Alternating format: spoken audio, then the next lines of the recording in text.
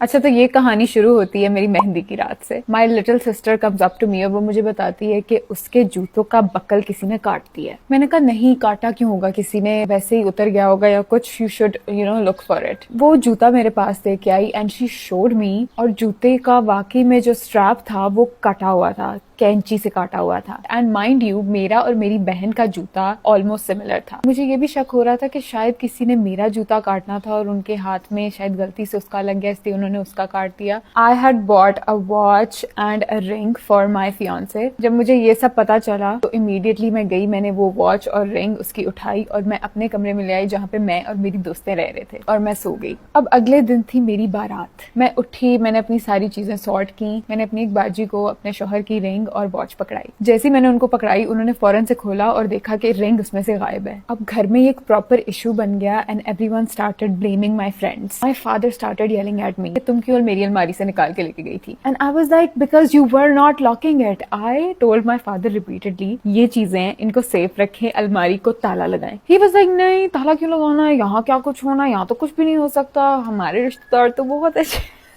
और फिर मुझे पता चलता है कि हमारे खानदान में पहले भी ऐसे एक शादी हुई थी और किसी का सोने का सेट उठा लिया था। तो आई वाज लाइक, ये आप लोगों के खानदान का रिवाज है, मेरी दोस्तों ने कभी ना मेरी चोरी की है, मैं उनके साथ 4-5 साल से हूँ, ना उन्होंने अब की है। तो आई वाज लाइक, मेरी दोस्तों का नाम तो क्लियर कर दे इसके अंदर से। नाउ दैट इट्स कंफर्म्ड कि रिंग ऑफिशियली चोरी हो गई है, मैंने कहा नाउ चल the F out, nobody needs to stress out, I am not going to let this person ruin my wedding, I'm going to enjoy it, I don't care, I'll buy another one, I don't care. Even though that ring meant so much to me, you guys have no idea. I really wanted my husband to have it. But this was not the worst thing that happened on my wedding. The worst is yet to come.